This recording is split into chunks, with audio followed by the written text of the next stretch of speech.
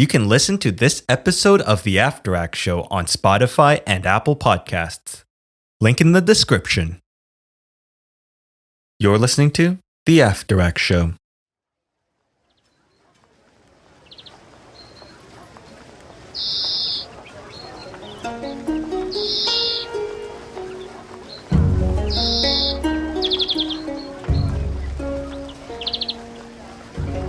The sun begins to set over Canton on a hot summer evening in 1836. Liang Fa waits at his usual corner with a stack of Christian tracts he had personally printed. He had strategically chosen this spot due to the thousands of prospective scholars coming to take the imperial examination. Liang had visited this spot every day for the past 6 months, despite an imperial ban on Christianity. Liang wasn't afraid. He had endured arrest and a beating by local authorities in the past, and that hadn't stopped him then. Robert Morrison himself had ordained Liang as the very first Chinese Christian minister. Morrison had sent him out to preach the gospel to all peoples. No obstacle would deter Liang from his mission. Liang glances down at his pile of Christian tracts on the ground. He had produced them with the help of Robert Morrison, Liang's spiritual father. It was through similar tracts printed by Morrison that led Liang to know Christ. He prays a quick prayer. Liang hoped that today he could share with somebody that same hope that he had received so many moons ago. The doors slowly open, and a sea of examinees flood the street. Liang springs into action and begins to preach. Several of them begin to congregate around Liang, intrigued to hear the strange new ideas he had to share. Liang begins his recited gospel presentation. Some in the crowd listen intently, while others begin to drift away after losing interest. As Liang finishes his speech and the crowd begins to disperse, one of the listeners approaches. It seemed to Liang that the man was disheartened by something. The man explains that he had taken the exam in the past and had failed, and was worried that he had failed the exam again. In an attempt to lift the man's spirits, Liang tells him that he would achieve something great in life. The man shouldn't worry because the Heavenly Father had a plan for his life, regardless of the results of the exam. Hearing this, the man cheered up, accepted a tract from Liang, then headed back home. Little did either of them know that the man who accepted the tract that day would eventually become a revolutionary leader, a king, and the little brother of Jesus Christ. For those tracts would be the very teachings that would inspire Hong Xiuquan to overthrow the Qing and establish a heavenly kingdom on earth.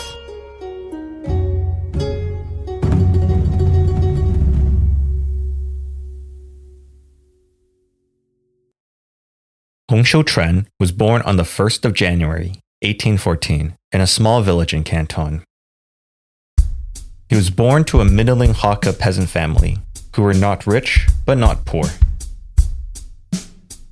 As a young boy, Hong had a demonstrated ability for memorization and was able to produce well-written essays. As such, his parents would pay for a formal education for him, in the hopes that he would be able to pass the imperial exam when he was older. The imperial exam was a test implemented by the Chinese government to appoint new bureaucrats. It offered a chance to anybody in China to become a civil servant, a position which was prestigious, stable, and well paid.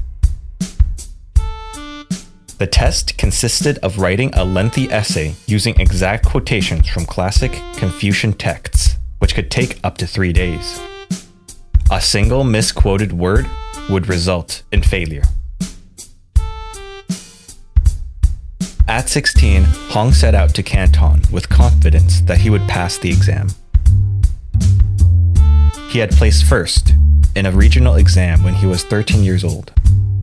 However, despite all of his preparation and his talents, Hong did not pass the exam. It's worth mentioning that due to the strict grading procedures, only 1% of examinees would pass the exam. After this failure, he would return to his village to become a school teacher. It was after Hong had failed his second attempt at the imperial exam that Hong would have a fateful encounter with Liang Fa. After a brief exchange, Hong returned home with the pamphlets that he had received from Liang. Curious, Hong skimmed over the pamphlets briefly. They told of a creator god who was angry with all the idolatry in the world, exhorted all to believe in his son, Jesus Christ, and be saved. Hong thought the pamphlets were amusing, then put them away on his bookshelf and quickly forgot about them. The following year in 1837, Hong would attempt the imperial exam a third time. Yet again, Hong fell short and failed the exam. The shock of failing the exam 3 times shook him, and Hong fell ill. So ill was Hong that he needed to be carried all the way from Canton to his native village by porters. Confined to his bed, Hong began to experience strange dreams and visions. From the dreams, he began to believe that he would soon die, so he began to say his goodbyes to his family. It was in one of these delirious visions that Hong saw a most peculiar scene play out.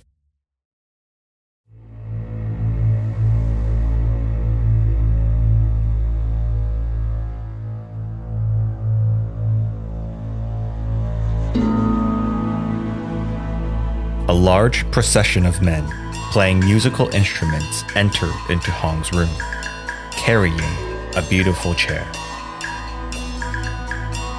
The men invite Hong to sit. Then they carry Hong away to a grand, luminous place. There were crowds of men and women who greeted Hong with great joy. One of the women, an old lady, brings Hong to a river. She asks him, "Why have you kept company with people who defiled you? I must now wash you clean." After being washed, some older men cut open Hong's body and replaced his old heart with a new one. Then, Hong was taken to another palace where he was greeted by an old man with a golden beard and a black robe sitting at the highest place. The old man begins to tear up, then proclaims, "All humans are created and sustained by me. They eat my food and wear my clothing, but not a single one among them has a heart to remember and venerate me. What is, however, still worse than that, they take of my gifts and use them to worship demons. They purposely revel against me and arouse my anger. Do not imitate them." The man then gives Hong a sword, commanding him to exterminate the demons. Hong turns to face the crowd and asks them to return to their duties toward the golden-bearded man. Some of them reply that they have forgotten their duties, while others say that they would rather drink and be merry. Seeing this, Hong is dismayed and disheartened by their hardness of heart. The old man encourages Hong by saying, "Take courage and do the work. I will assist thee in every difficulty." The old man then takes Hong outside and instructs Hong to look down from above. The old man proclaims, "Behold, the people upon this earth, 100-fold is the perverseness of their hearts."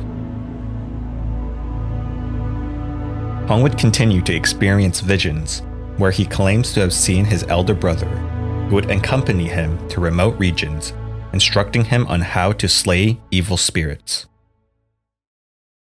Hong interpreted these dreams to mean that he was divinely appointed to become the next king of China and to execute swift justice against the evil Manchu devils. After the period of illness, Hong would take the new role bestowed upon him very seriously. He would spend his time writing poems about himself and his upcoming rule over China. He focused his attention solely on the mission given to him by the old man. This righteous zeal slowly faded as his life regained some normalcy. He returned to his teaching at the school for a couple of years before deciding to attempt the imperial exam for a fourth and final time. By this time, Hong had attempted and failed the imperial examination a total of 3 times. This fourth attempt in 1843 would be no different. The failure enraged Hong. After exiting the exam, he threw down his books, and he led an impassioned tirade against the examiners. He was still cursing the government and all Manchu officials as he stepped back into his home. Hong was fed up with the bloated government system. It was at this moment that Hong Xiuquan decided that he would one day lead a revolution to overthrow the Qing dynasty. In the summer of 1843, Hong's cousin, Li, paid his family a visit.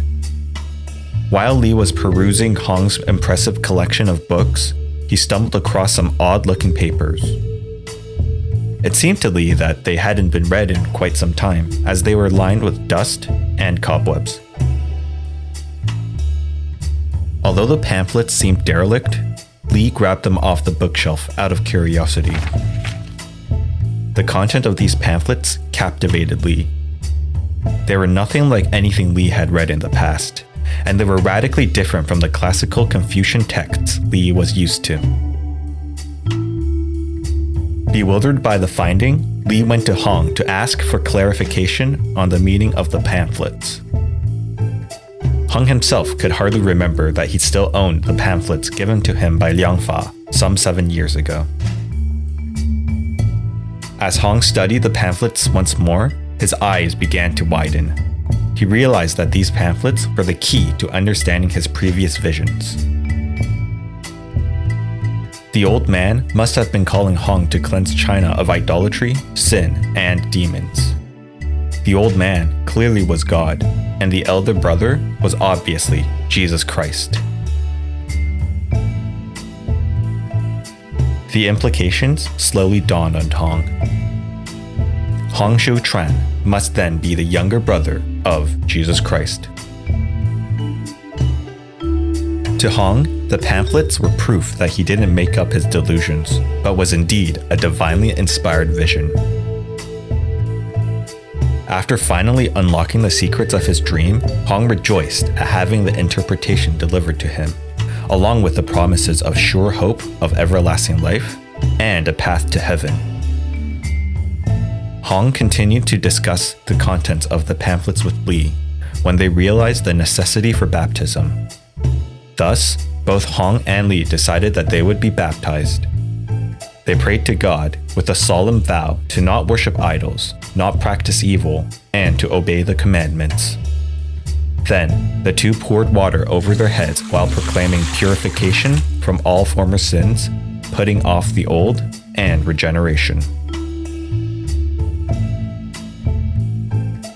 The pamphlets revitalized Hong's spirits and motivated him with a new purpose: to create a new social order with him as divinely appointed king. He began by destroying any idols within his home, including an altar holding up a portrait of Confucius. He then promptly went around his village to share his new beliefs. Soon, several local villages had all been converted by Hong and his followers. His evangelism style was influenced by Hong's own hot-headedness. He soon began to wield an imp-slaying sword as he went about his evangelistic travels. Hong's evangelistic zeal would soon make him many enemies. In 1844, Hong would break yet another tablet of Confucius, one which was generations old. This would enrage the local villagers, who dismissed Hong from his teaching position and proceeded to attack him. After realizing it was no longer safe to stay in his village, Hong and a few of his followers decided to go into exile. They cited one of Jesus' quotes from the pamphlets for their reason for leaving. No prophet is accepted in his own country. As such, they decided to leave their home village and headed toward neighboring Guangxi province by foot. After a harrowing 2-month journey, they reached Guangxi, where a local Hakka household was willing to house them. There, Hong preached to the family, who initially did not receive his ideas. One day, the son of the host family was unjustly arrested. The family pleaded for Hong to do something to rectify the situation. Hong, using his extensive knowledge of essay writing, wrote to the district official asking for the release of the boy. The boy was released 1 month later. The family was so overjoyed with this that the entire household converted to Hong's religion. Despite this triumph, Hong was disappointed with the village itself. The village lies along a busy road, and it was ill-suited to house a secret revolutionary army. As such, Hong returned to his home village, demoralized and dejected. He looked up to heaven and wondered when the promise of his kingship would be fulfilled. He was ready and willing to overthrow the evil Manchu devils. It would only be a couple of years before the events seen in his vision came to pass.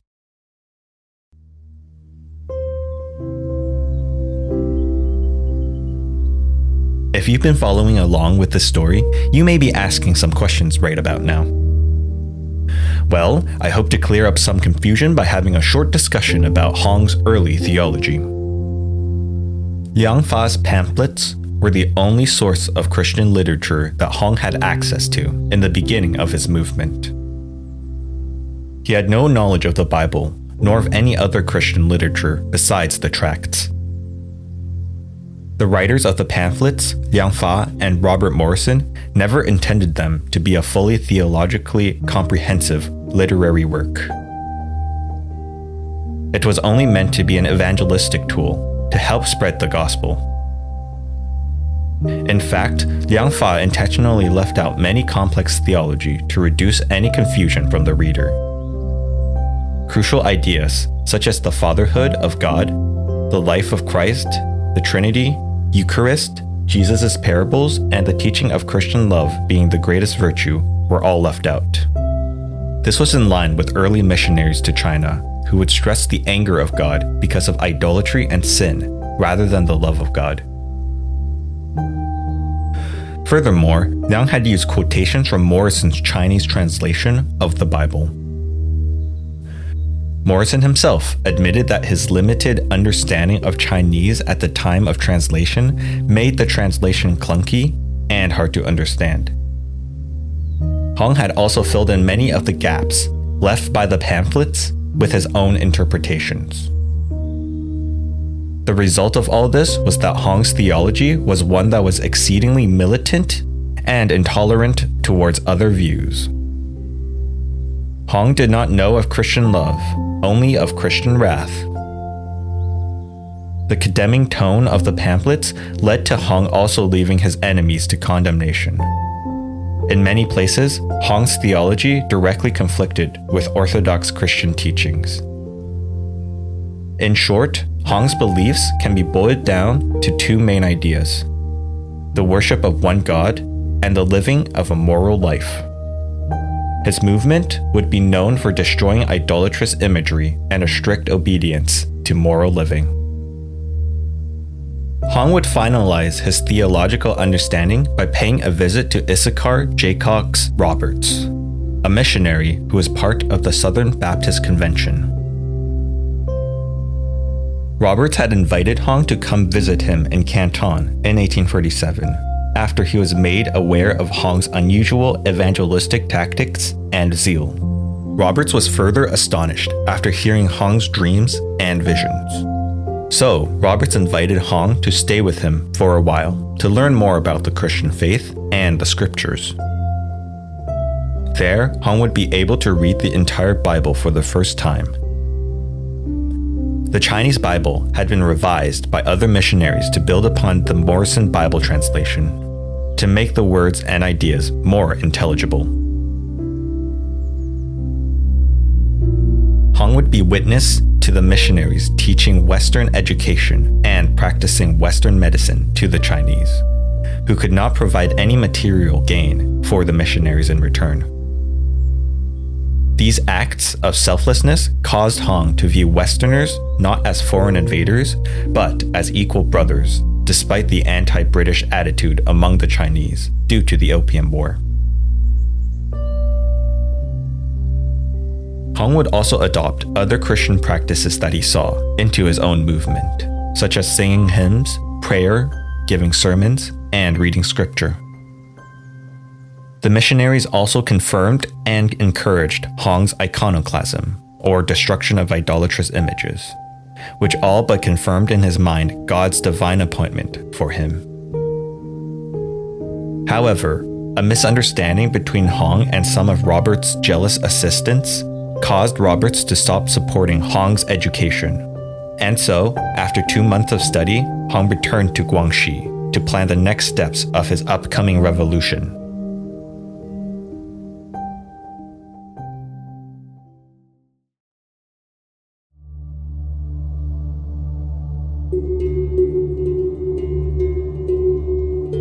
Due to his lack of funds, Hong would travel the 500-kilometer journey by foot. Along the way, Hong was ambushed by bandits, who stripped him of everything but his clothes. Totally penniless and in despair, Hong pleaded with the local magistrate for assistance, who out of pity for him, gave him a small amount of money. With this meager but life-saving amount of money, Hong continued his journey. He quickly decided to travel by boat instead, and he would save money by eating 1 meal a day for the rest of his journey. However, his stories of the events of his life so far and his mission to preach in Guangxi so impressed his boatmates that they decided to share their meals with him. The skipper of the boat even waived his fare. After arriving at their destination, the boatmates handed Hong some more money, and Hong departed for his destination.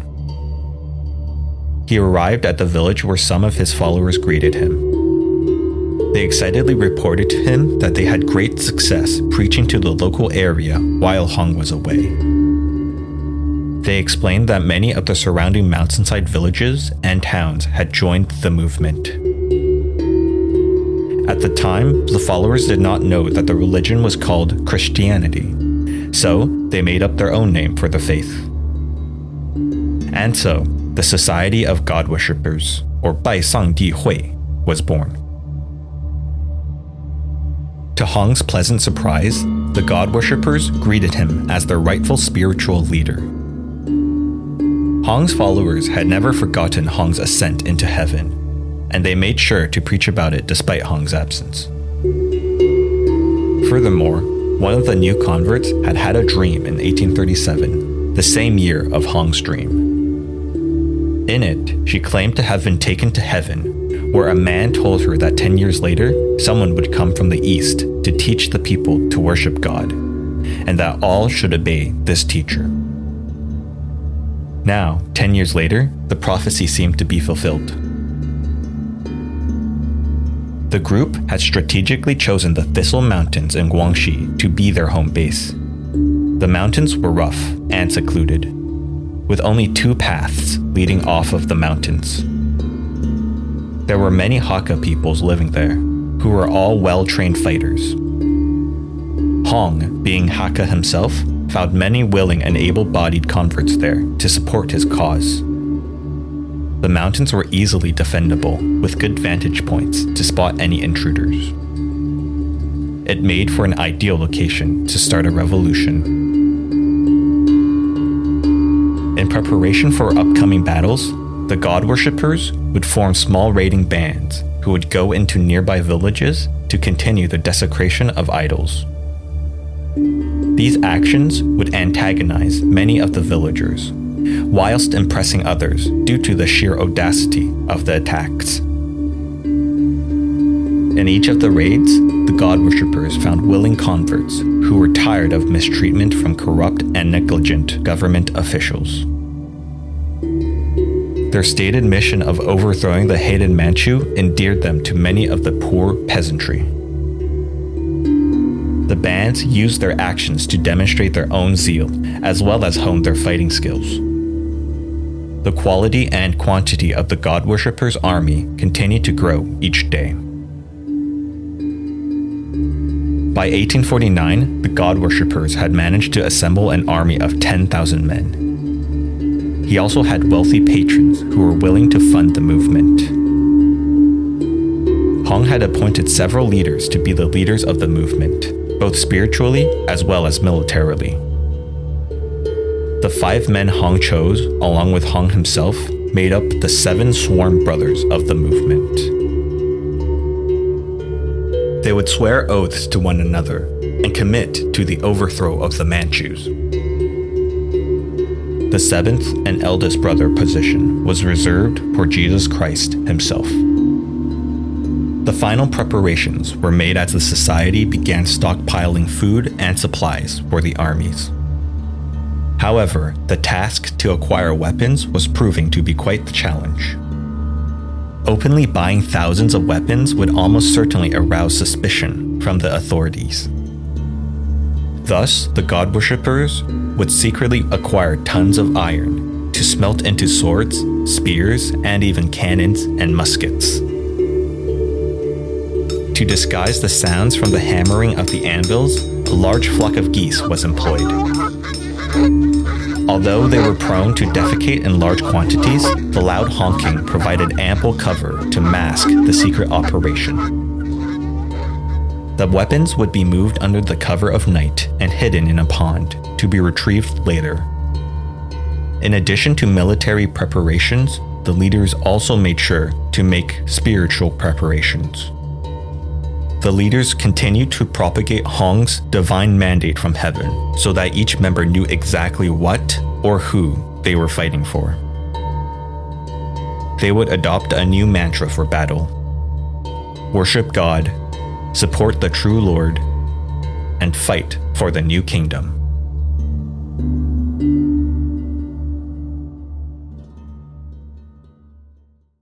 By the summer of 1850, the Society of God Worshippers had swelled into a fighting force 20,000 strong. By this time, the revolutionary fervor could no longer be contained. A general mobilization order was issued to the local leaders of the movement. The soldiers went to obtain their hidden weapons in the pond, ready to do battle. The armies congregated at the town of Jintian at the base of the Thistle Mountains. Many of the soldiers brought along their entire families, demonstrating their extraordinary belief in the movement. Some of the families even burnt down their homes, for they were determined to not return to their old lives. By the winter of 1850, the news of a large, unknown threat in the southeast of China had made its way to Beijing. There had been many complaints of the destruction of property in the region. Perplexed by the news, the emperor dispatched a military force to go and investigate the disturbances. When Hong caught wind of an army marching towards their location, Hong knew that the time to fight was at hand. They could no longer keep their movement a secret. The army was split into 2 forces, with the plan to flank the incoming force. The plan succeeded, and the Qing force was routed completely. The rebels had won a swift and decisive victory, but Hong knew that this was only the beginning. He knew that the killing of government military officials meant that the God worshippers were now considered to be in open revolt against the Qing. After the battle had been won, the armies rejoiced and raised a great shout towards heaven. The rebels proudly displayed their homemade flags, on which were emblazoned 2 characters: Taiping, Great Peace. For these armies would be fighting for the peace of all China, to end the rule of the Manchus and to bring eternal peace to the land. To bring about the deserved kingdom on earth that the Lord demands. To restore Hong Xiuquan his rightful kingship. To establish a heavenly kingdom in China.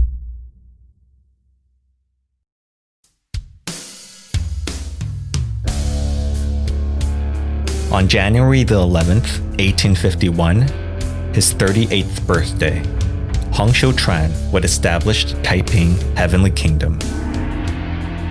He would bestow upon himself the title of heavenly king, for the title of emperor was reserved for God alone.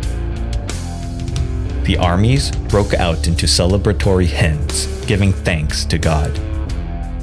As Hong looked out over his troops, he couldn't help but smile at the progress that had been made.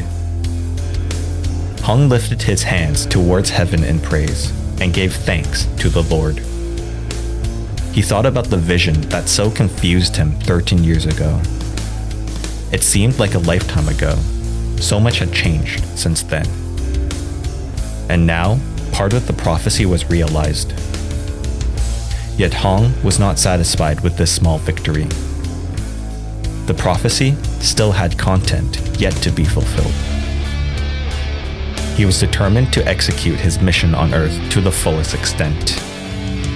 China would be free once again. The Manchu devils would be driven back to hell, and Hong would finally realize his divine mandate as king of all of China.